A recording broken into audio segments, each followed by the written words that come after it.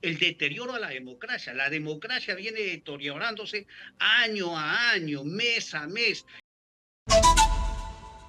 Así que ya con ese mensaje, nuevamente pidiendo que la marcha sea bastante calmada, le damos la bienvenida a nuestro invitado Rudecindo Vega, exministro de Vivienda.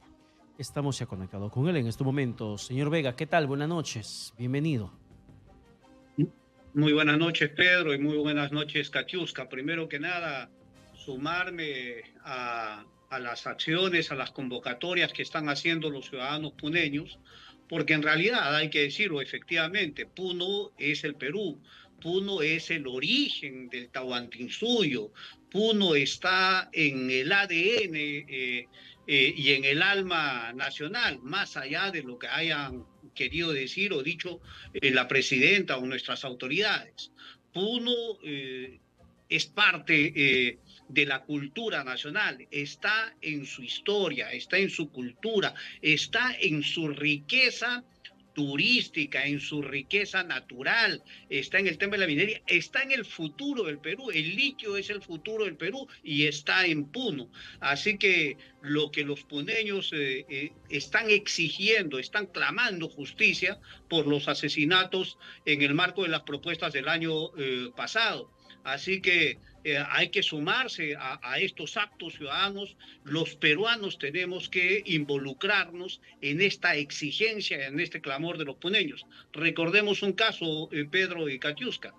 Hay una acusación constitucional contra la presidenta Dina Boluarte y el premier Otálora y algunos ministros por algunos asesinatos. No son el de los puneños, es de los otros sitios todavía, pero existe una acusación constitucional. Quizás el mejor reconocimiento, homenaje que podrían hacer los congresistas es ponerlo en agenda. No perlotearlo como lo han estado haciendo, ponerlo en agenda. El Puno exige eso, exige y clama justicia y ojalá que los congresistas, de los cuales se espera muy poco, alguna vez puedan escuchar el clamor popular de los puneños y de los peruanos en general. Claro, pero ¿cómo superar la crisis? Porque esto de la protesta en Puno solamente termina siendo la punta del iceberg del descontento social que existe a nivel nacional. Hoy hablamos de Puno por la muerte registrada, hablamos de Cusco por una muerte registrada también, lo mismo que en Ayacucho, lo mismo que en Apurímac y en cualquier otra parte del país. Sin embargo, esta crisis la tenemos ya de larga data y lo que se puede venir más Sí, adelante con un adelanto de elecciones o unas elecciones del 2026 podría ser simplemente la continuidad de la crisis, señor Vega. no, y hay que entenderlo de esa manera como lo acabas de plantear muy bien, Pedro. O sea, esto es una crisis que viene de años atrás. Ahora se ha agudizado. Las autoridades que tenemos ahora, en lugar de resolverlo, de ir paulatinamente, vamos a decir, enfrentándola, lo han ido agravando. O sea, tenemos autoridades que no resuelven ni enfrentan, sino que agravan los problemas y la crisis. Esa es nuestra desgracia ahora, pero efectivamente la crisis viene desde hace años atrás. Y así como vamos, lo vamos a tener muchísimos años más por delante. O sea, esto no se va a resolver porque se adelanten las elecciones, no se va a resolver porque elijamos un nuevo Congreso y un nuevo presidente en 1, 2 o 3 años. No se va a resolver.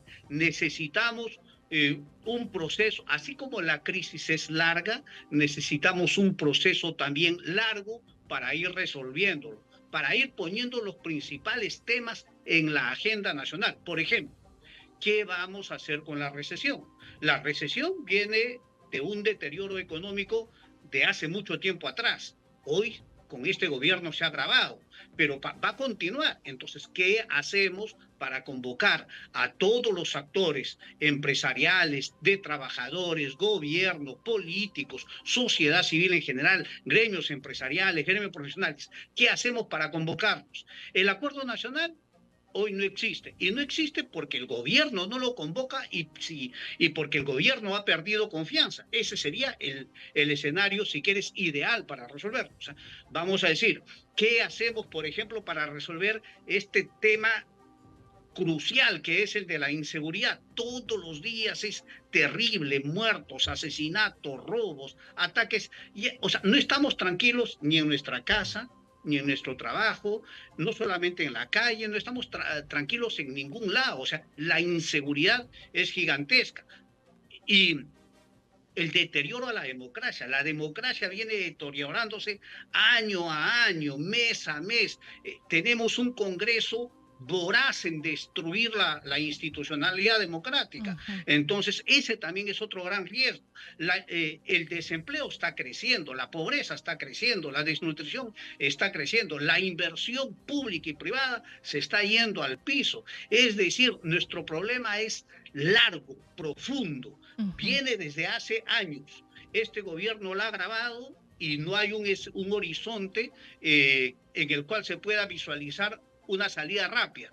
Lo que se necesita es un acuerdo de voluntades muchísimo más grande, que deje el tema político en un segundo plano y pongamos por delante el tema del Perú, algo así como lo que ocurrió a fines del 2000. O sea, necesitamos una salida democrática. Si esa salida democrática tiene que ver con un adelanto de elecciones, pues vayamos con un adelanto de elecciones, sabiendo que ese adelanto no va a resolver los problemas al día siguiente, sino que va a iniciar un proceso de solución democrática de los problemas que tiene el Perú. Y creo que la principal pregunta de los oyentes es ¿quiénes se van a postular? ¿Los mismos de siempre? Y otra preocupación importante que tienen los oyentes, los ciudadanos, es este cansancio, este hartazgo político podría desencadenar en elegir a un nuevo presidente o presidenta que sea autoritario, que sea un dictador, una persona extremista, porque eso es lo que dice la ciencia, ¿no? Ante una situación desesperada siempre elegimos a alguien peor. Ese es el peligro que corre el Perú. O que aparezca un advenedizo, un outsider, que aparezca alguien que no está identificado, que promete el oro y el moro, o que impulsa un proceso de confrontación tan grande y nos sigue destruyendo. Por eso es que lo que se tiene que hacer es procesos de diálogo, de conversación, de buscar que los políticos se encuentren. Mira, ahora que estamos conversando, tenemos 25 partidos inscritos y hay 9 más que están en carrera para inscribirse en los próximos meses. O sea, eso quiere decir que si fueran el próximo año, tendríamos 34 partidos. Si esperamos al 2026, quizás sean 50 partidos. ¿Tenemos esa cantidad de candidatos presidenciales? ¿Tenemos tanta gente para ser candidatos a congresistas? No, por supuesto que no. Por eso que aparecen debajo las piedras gente que no reúne las condiciones, gente que no está preparada.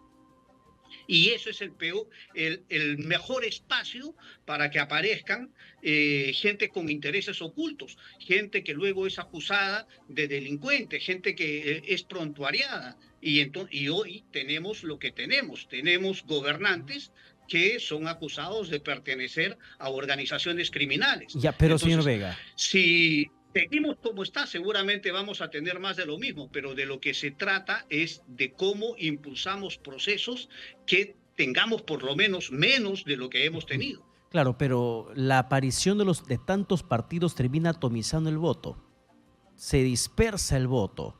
Y lamentablemente ello refleja de que ni siquiera hay una cohesión de fuerzas o de doctrina, mínimamente hablando de doctrina partidaria, entre partidos de aquellos que se califican de derecha, aquellos que se sienten de izquierda o aquellos que se consideran de centro. No hay ni siquiera una coalición. ¿Cómo hacer realidad esto? Para que no se atomice el voto y se fortalezca ciudadanamente una tendencia política con una cohesión de fuerzas de diferentes líderes y que muestren realmente que quieran hacer algo por el Perú. Sí, Pedro, tú acabas de señalar un tema sobre el cual alguna vez lo hemos conversado y yo lo vengo escribiendo hace mucho tiempo, señalando que el tema ideológico, doctrinario, programático en el Perú ha desaparecido hace muchísimo tiempo. Hoy, en realidad, hablar de liberal, socialdemócrata, socialista, social cristiano, ya parece a ideologías de hace décadas, parece ya arqueología hacer en el tema ideológico, programático, doctrinario.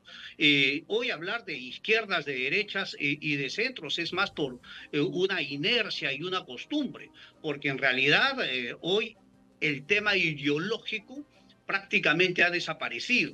El interés común, el interés nacional prácticamente ha desaparecido. Y por eso es que hoy lo que tenemos son vientres de alquiler, clubes electorales y organizaciones criminales, como lo llama la propia fiscalía. Entonces, hoy partidos prácticamente no tenemos. Entonces, ¿qué hacer en un escenario de ese tipo? Porque lo que tenemos son mafias gubernamentales a nivel nacional, a nivel regional y a nivel local. ¿Qué hacer? Entonces, por supuesto que hay políticos decentes todavía en carrera, por supuesto que los hay. Hay que convocarlos a ellos, hay que trabajar con ellos. Hay políticos que se han retirado de la política hace muchísimo tiempo. Bueno, hay que recuperarlos, hay que volverlos a convocar. Hay mucha gente decente, joven, trabajadora, humilde, profesionales decentes, empresarios decentes que están en todo lado. Hay que convocarlos, hay que hacer que se metan. Nos hemos pasado, Pedro, diciéndole a la gente años de años, si es que no es década, que la política es cochina, en la política se meten delincuentes, se mete lo peor. Eso lo hemos dicho toda la vida a la gente. Bueno, pues se ha cumplido el karma, ¿verdad? O sea, se ha cumplido eso como karma. Hoy tenemos a los peores en la política, los mejores no están. Hay que convocarlos, hay que motivar, hay que hacer persuasión, pedagogía. O que la población se involucre, ¿no?, en la política, señor Vega. Usted nos marca un escenario similar al año 2000 y habla de que las voluntades puedan redimirse y que pueda haber ese pacto social tan importante. ¿Qué acto podría generar que se muevan las voluntades del gobierno de turno y del Congreso de la República, que ya archivó? Porque la comisión la tiene el fujimorismo y ya archivó el proyecto de adelanto de elecciones y la presidenta Boluarte no va a renunciar. O sea, eso definitivamente. ¿Qué tiene que pasar? Una marcha multitudinaria, y ha ocurrido una marcha el año pasado y no ha ocurrido nada. 50 personas perdieron la vida y no se le movió ni un cabello. Sí, Catiusca, y hay que seguir. Estas luchas son largas. A veces cuando hemos tenido una participación ciudadana tan activa, tan fuerte, bueno, se ha desencadenado. El año pasado hemos tenido posiblemente la movilización provinciana más potente que haya existido en la historia del Perú, y lamentablemente no ocurrió lo que un adelanto de elecciones. El Congreso y el Ejecutivo se cerraron y cerraron toda posibilidad, pero el tema está ahí. Fíjate, Catiusca, lo que tú acabas, necesitamos convocar este acuerdo ciudadano, sí, de políticos, de todas las tendencias. Yo insisto, de todas las tendencias, como ocurrió el año 2000. Pero fíjate, y existen varias iniciativas. Está el de Coalición Ciudadana, que ha impulsado el manifiesto por la democracia, que ha sido duramente criticado. Pero además de Coalición Ciudadana, hay muchísimas otras iniciativas. Por ejemplo, el diálogo social impulsado en construcción civil por la Federación de Trabajadores de Construcción Civil y Capeco. 20 años poniéndose de acuerdo, con una agenda propia, con un pacto por el país importante. O sea, el diálogo social con resultados sí funciona. Está la iniciativa de la Sociedad Nacional de Industrias con la CGTP a través de la Asociación Nacional por el Trabajo. 8 años poniéndose de acuerdo, 8 años generando agenda y propuestas conjuntas. Está la iniciativa de la Asociación de Agroexportadores con la Federación de Trabajadores de la Agroexportación. Hace 4 años vienen poniéndose de acuerdo para tener un régimen de la agroexportación que les beneficie a ambos. Está la iniciativa de Plataforma Democrática impulsada por la Coordinadora Nacional de Derechos Humanos de manera muy fuerte. Están las iniciativas de la Asamblea Nacional de los Pueblos, del CENUL, que son los que organizan todo este tema de las protestas. Pero hay iniciativas empresariales también muy ricas. Está el de Capitalismo Consciente, ESOI, está Empresarios por la Democracia, está la iniciativa de la cual yo participo, la vengo promoviendo, hemos planteado adelanto de elecciones, mesa de diálogo, que venga una misión permanente de la ONU, que es iniciativa democrática. Habemos un conjunto, una institucionalidad grande que venimos trabajando. Es un trabajo cuesta arriba, pero esperamos que en algún momento prenda de resultado, pero lo que hay que hacer es este trabajo paciente. Así es, señor Vega. Muchas gracias por la comunicación alcanzada. No, muchísimas gracias, Pedro y Catiusca. Muy buenas noches. Muchísimas gracias. Ha sido Rudecindo Vega, ex ministro de Vivienda, político peruano, además conversando con nosotros sobre una salida que tendríamos que buscar a través de una coalición de gente decente que existe en el país, pero que no se quiere involucrar en la política por O lo que ciudadanos de precisamente bien, ¿no? están mostrando. Así Profesionales, es. que ya nos toca involucrarnos en la política.